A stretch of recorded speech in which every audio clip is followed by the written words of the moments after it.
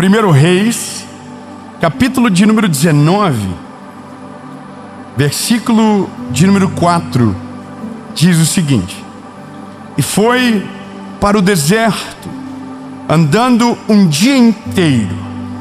Aí parou, sentou-se na sombra de uma árvore e teve vontade de morrer.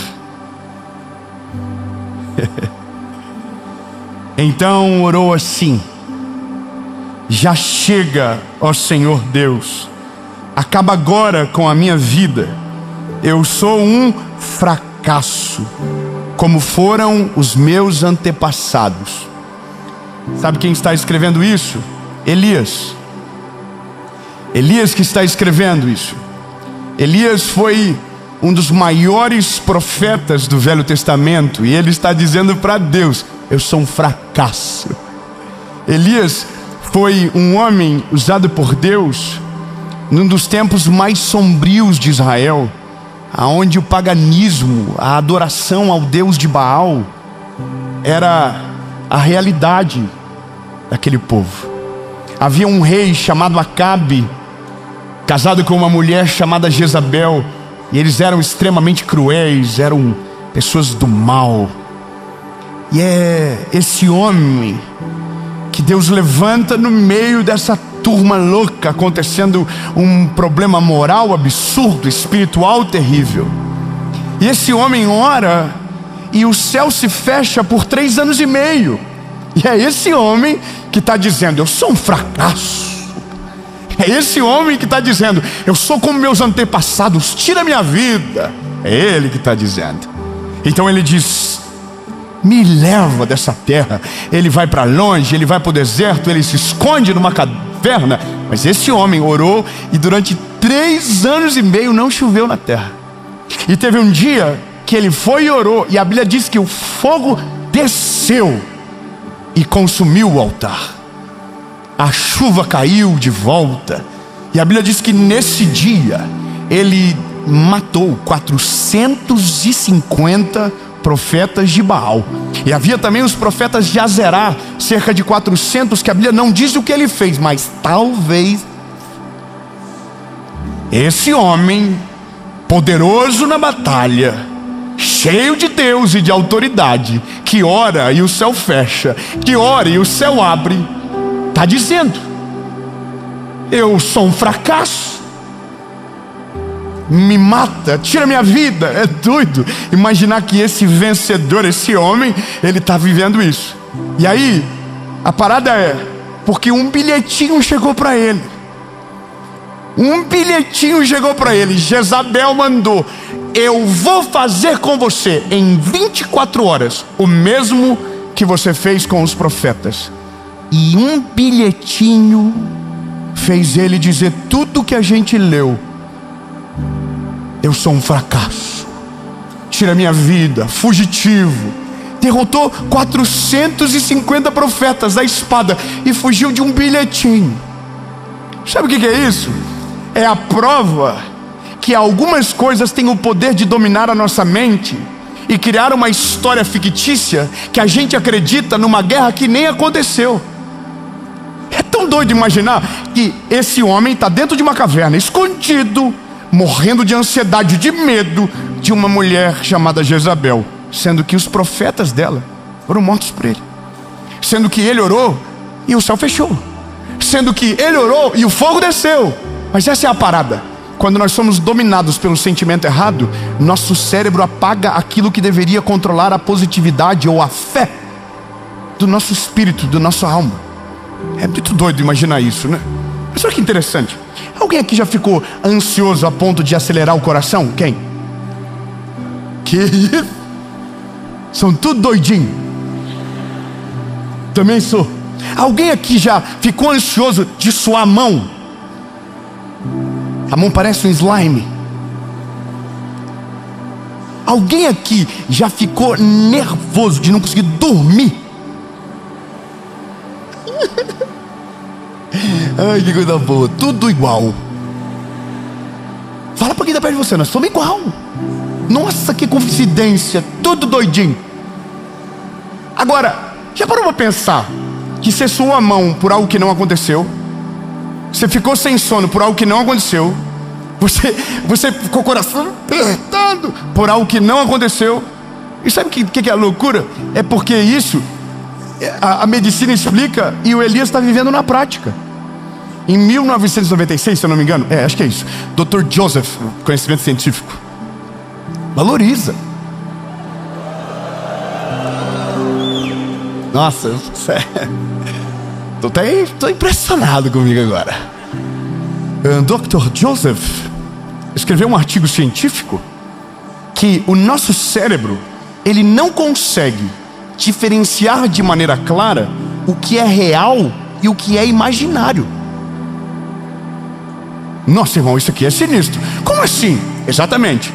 Tem coisas que estão na tua imaginação que o teu cérebro não sabe se é verdade, mas ele faz o teu corpo reagir como se aquilo estivesse acontecendo. Existe uma... Tem mais conhecimento por aí agora.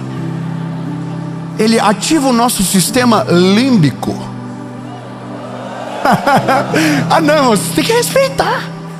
Foi sinistra a pesquisa. Top, que isso? Como assim límbico? Também não sei onde fica, mas é no cérebro da gente. Que quando a gente fica ansioso, o nosso cérebro, por não saber se é real ou fake, ele faz o nosso corpo entrar em estado de emergência. Então a mão sua, o coração acelera, o sono vai embora, a cabeça dói. Ou seja, o nosso corpo sofre por algo que não está acontecendo, porque uma informação entrou aqui e governou o nosso corpo. Por isso que está cheio de gente com cara de cansado, que estão vivendo guerras que não estão acontecendo, estão lutando guerras que não estão acontecendo, estão sofrendo, chorando por algo que nem sabe se vai acontecer. E isso, meu lindo, é o que mais destrói a vida da gente. É como se a gente estivesse no dia certo, na hora certa, na presença de Deus, que é maravilhoso para fazer tudo aquilo que Ele tem o poder para fazer pela sua palavra, e a gente está vivendo algo na frente do que Deus não falou, no lugar aonde Ele não nos chamou, e a gente está lá. A gente está preso no negócio. Quando eu olho para Elias, eu estou pensando: Elias, faz uma leitura rápida, analisa o tamanho do inimigo. Mas tem uma parada que a gente não pode ignorar. Elias está cansado. Elias está cansado. Então, alguém cansado não pensa direito. Eu tenho a minha esposa, ela com fome não pensa direito. Estava feio. Fica com um mau humor terrível. Faz parecer que eu nem sou esse príncipe. Me trata mal. Pronto, já desabafei, agora continuo na parte do Elias. Brincadeiras à parte, o Elias, ele é um homem de Deus, só que ele está cansado. Só que olha o problema de, além de estar cansado, a Bíblia diz que ele se isola. Ele vai para o meio do deserto. Irmão, já dizia minha mãe, cabeça vazia é a oficina do... Ninguém chamou ele aqui não. Cabeça vazia é a oficina. Quer dizer, você está cansado, agora você vai e se isola. Aí ele se isola. E ele se isola, e tem mais um fator: ele está decepcionado. Sabe por que ele está decepcionado? Porque ele criou uma expectativa no coração. Qual foi a expectativa? Como ele é um homem de Deus e ele está manifestando os sinais para Israel, na cabeça dele, quando o fogo descesse, o povo ia mudar o coração. O povo ia reconhecer que o Deus de Israel era o Deus Jeová, que era ele. Mas a Bíblia diz que o povo é de coração duro. Então ele está cansado, decepcionado, porque o fogo desceu e ninguém mudou nada. Então agora, cansado, decepcionado, isolado, o que acontece? A guerra está aqui dentro. E quando a guerra está aqui dentro, quem está fora não consegue dar palpite, porque nem sabe o que está acontecendo. Você sabia que a maioria das pessoas vive em crises silenciosas, e a vida está uma loucura aqui dentro, mas fora está tudo bem. A pessoa não fala para ninguém, mas ela vai se isolando, e quando ela vê, ela foi governada por uma guerra que nem aconteceu. Por que Elias está morrendo de medo? Elias está morrendo de medo porque agora cansado, decepcionado e também isolado, ele não consegue ter uma visão clara de tudo. Quando a gente está cansado, quando a gente está decepcionado, o nosso inimigo, que é pequeno, parece ser gigante. Nossos olhos ficam deturpados. Então a gente sofre por uma guerra que não aconteceu e que a gente teria condições plenas de vencer, simplesmente por causa da ansiedade. Mas a gente não gosta de falar de ansiedade, porque para nós a ansiedade é meio que um pecado. Você já viu alguém dizer que a ansiedade é falta de Deus? Que a ansiedade é falta de fé? Irmão, a ansiedade não é falta de Deus. Se fosse isso, Elias não ia ficar ansioso. A ansiedade não é falta de fé. A ansiedade é um termômetro de uma área da nossa fé que precisa pegar fogo de novo.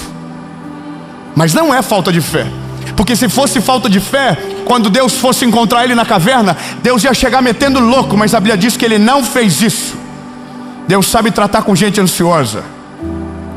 Deus sabe tratar com gente ansiosa. Só se fosse você, estava dando glória a Deus pelo menos. Eu vou melhorar, eu vou dizer de novo. Deus sabe trabalhar com a gente. Deus sabe. Deus sabe que se chegar muito na vida louca, nós espanamos, nós já se perdemos, tropicamos na própria pé, e quando veja, foi embora. Deus sabe como chegar. Elias está dentro de uma caverna, chorando, gritando para Deus levar ele. Aí a Bíblia diz que Deus vai por parte. Deus manda um anjo na frente. Irmão, Deus é maravilhoso, fala sério. Deus mandou um anjo na frente. O que o anjo tinha? Comida. Irmão, pelo amor de Deus. Comida, pão e água.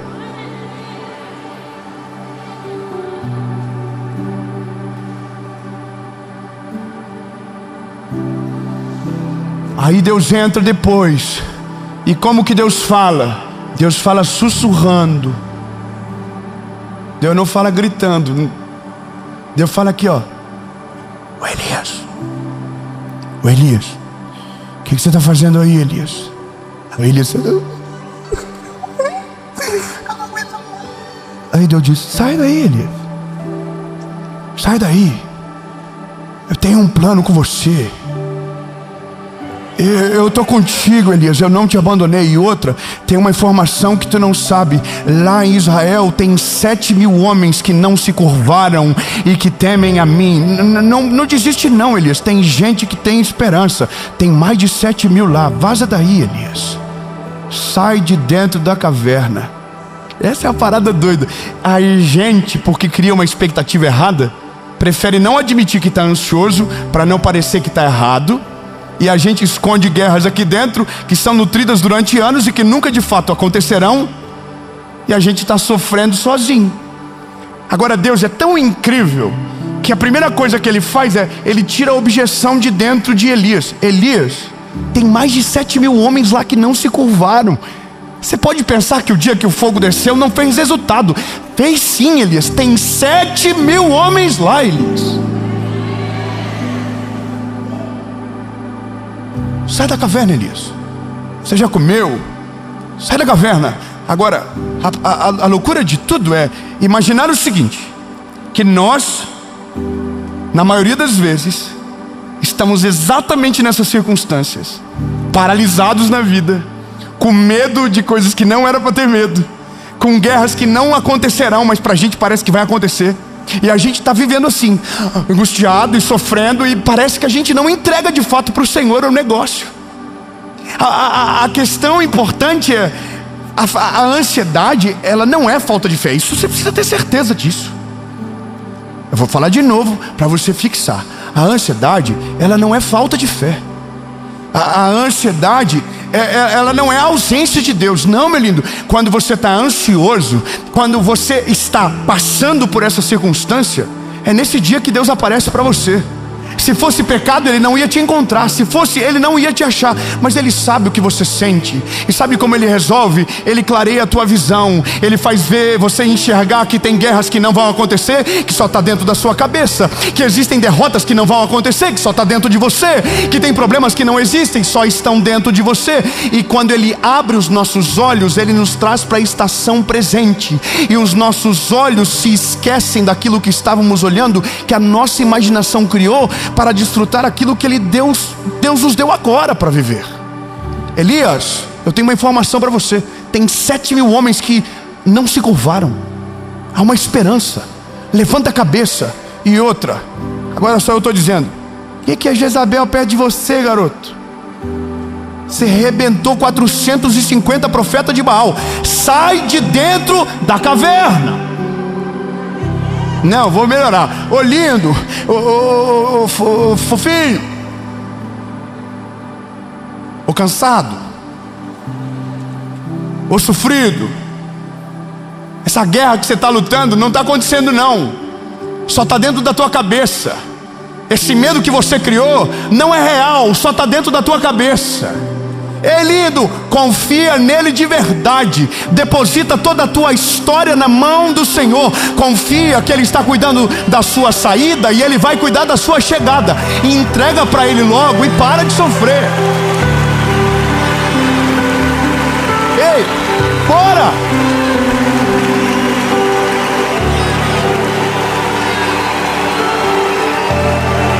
Sabe, eu preciso falar isso para você. A guerra não era nem do Elias, a guerra era do Senhor. Tem gente morrendo por uma guerra que nem é dele, sofrendo por uma guerra que nem é dele. Mas sabe, antecipadamente, que é a coisa mais absurda, sofrendo por antecipação. Vou deixar claro, o ansioso sofre de varde e sofre por antecipação. Não tem nada acontecendo, não tem BO de fato, não tem guerra, não tem luta, tá só aqui na cabecinha dele. Então, porque só tá aqui na cabecinha dele, o corpinho dele pensa que é real. Então tá com uma cara de sofrido, tá com uma cara de acabado.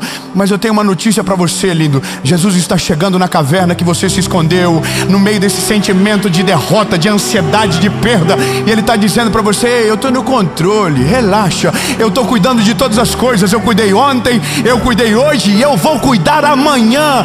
Eu estou com você, não perdi o controle.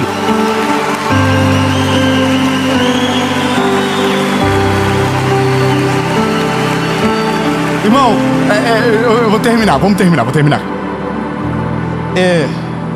Mas não tem mais nada do Dr. Joseph para falar, porque eu estudei tanto sobre o Dr. Joseph.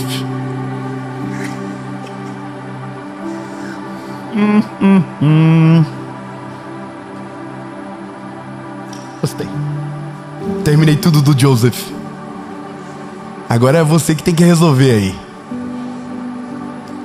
Obrigado, irmão. Glória a Deus lá em cima. Então, vamos resolver nós aqui. Como que a gente resolve um problema que não aconteceu? Já parou pra pensar que é meio sinistro isso? Se a ansiedade está conectada ao que não aconteceu, como que a gente resolve um problema que não aconteceu? Irmão, sabe o que é o problema? É que eu sou muito ansioso. Eu vou ter que ver essa mensagem umas 3 vezes por mês, pelo menos. Ah, eu vou gravar a série em Belo Horizonte. Será que vai dar certo? Será que o povo vai?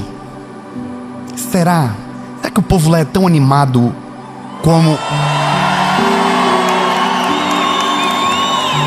Não, a hora que eu tô pensando: Senhor, me ajuda, não dou conta, Senhor, ó céu, ó vida, ó azar. Aí eu chego em Belo Horizonte e vocês estão aqui. Fala pra mim, para de ser tonto. Deixasse pra sofrer no dia então, pelo menos. Mas não, a gente tá tentando viver uma estação da vida que os nossos olhos nem conseguem enxergar. Então eu tenho uma boa notícia para você. Dá para resolver um problema que não existiu. É só trocar a fonte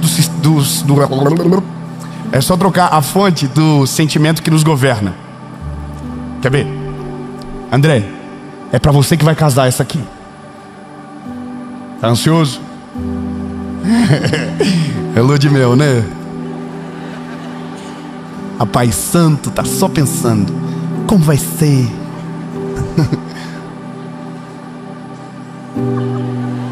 Queria poder te falar o que acontece depois que a gente casa, mas deixa pro próximo episódio.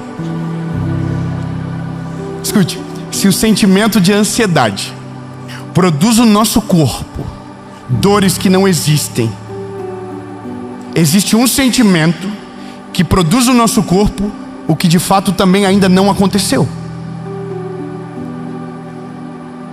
Tá, vou tentar melhorar. Se o sentimento é de ansiedade, a mão sua. Se o sentimento de ansiedade ele nos governa, o coração acelera. Não, pelo amor de Deus, não, vamos junto, vamos lá. Eu vou fazer a introdução para vocês entenderem então, porque eu acho que alguém esqueceu. O nosso cérebro, ele não sabe o que é real e o que é verdadeiro. Então, se a gente está ansioso, nosso cérebro, porque está processando uma guerra inexistente, ele faz o nosso corpo entrar em estado de emergência. Então a mão sua, o coração acelera, a cabeça dói, certo? Se o nosso corpo sente o que a gente pensa, então, se a gente mudar o sentimento, o nosso corpo vai ter uma reação também. Então, tire a ansiedade e coloque a confiança em Deus dentro de você. Coloque dentro de você. Não, calma. Coloque dentro de você a oração. Coloque dentro de você o clamor. Coloque dentro de você a fé. E algo vai acontecer com o seu corpo. Ele vai entrar em descanso. Porque a palavra de Deus diz que se nós não ficarmos ansiosos, mas colocarmos nas mãos do Senhor tudo aquilo que nos assusta, tudo aquilo que rouba a nossa paz, então a gente vai desfrutar da boa, perfeita e agradável vontade de Deus.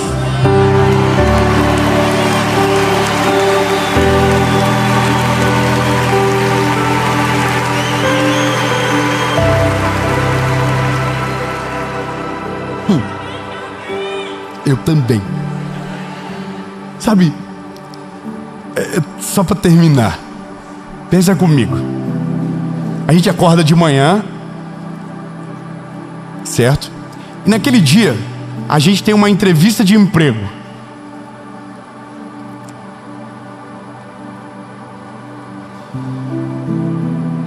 Aí a gente fica muito ansioso, porque na nossa cabeça a gente já criou um problema. Qual é o problema? É que você colocou no currículo inglês intermediário.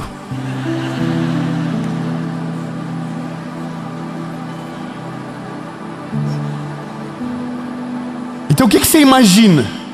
Que você vai chegar na entrevista e o entrevistador vai falar assim: How are you? What's your name? E você vai falar: I'm fine, thanks. My name is.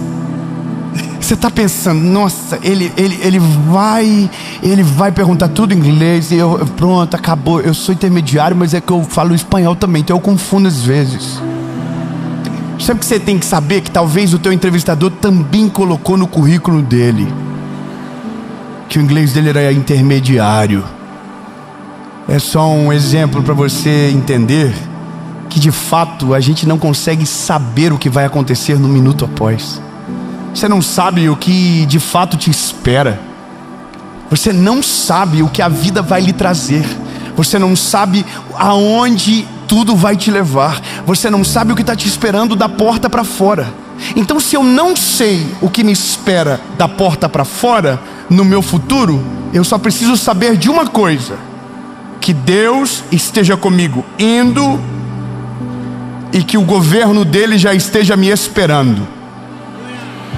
Porque se eu sei que Deus está comigo e o lugar que eu estou indo, Ele já preparou, então eu posso descansar, porque tudo está nas mãos e no controle do Senhor.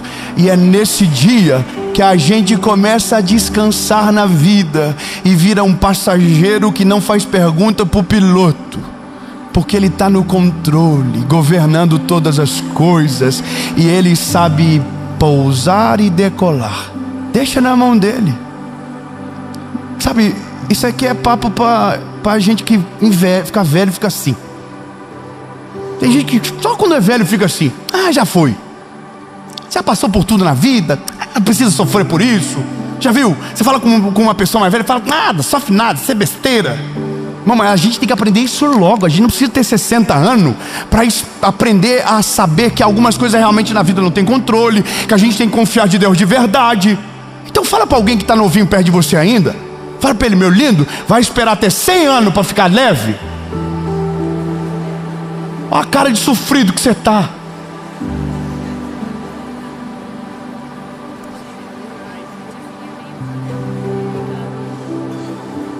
Quando a gente vê alguém ser rugo, o que a gente diz? Parece que não tem problema.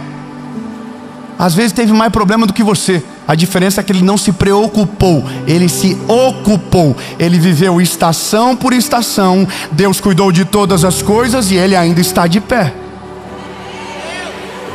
A gente está muito preocupado. Quem está muito preocupado está vivendo no futuro, morando no presente.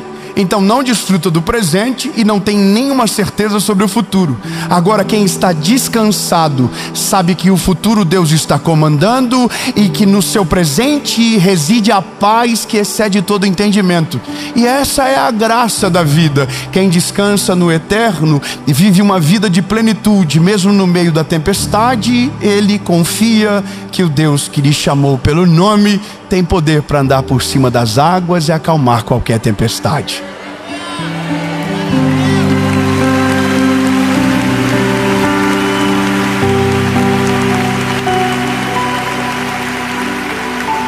Ô Elias, sai da caverna, Elias. Sai da caverna. Elias saiu da caverna, essa parte é boa.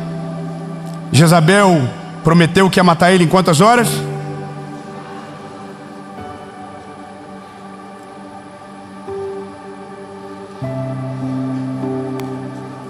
Eu preciso que vocês aumentem a expectativa agora. Vai ser sinistro, o final é melhor do que tudo. Não, eu ensaiei para essa parte, você não está entendendo? Em quantas horas Jezabel prometeu que ia matar Elias? Vou falar para você, passou 24 horas e Jezabel não conseguiu. Obrigado, glória a Deus. Passou 48 horas, Jezabel não encontrou Elias. Passou 72 horas, Jezabel não achou Elias. Passou um mês, Jezabel não achou Elias. Passou um ano, Jezabel não achou Elias. E Jezabel pode procurar o resto da vida dela, porque a Bíblia diz que Elias não experimentou a morte. A Bíblia diz que ele subiu transladado numa coluna de fogo. É lindo! A palavra dela não conseguiu cumprir.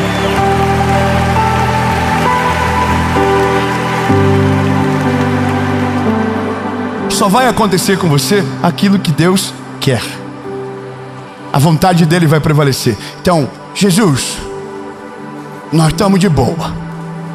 Chega de viver treta na nossa cabeça do que ainda nem aconteceu.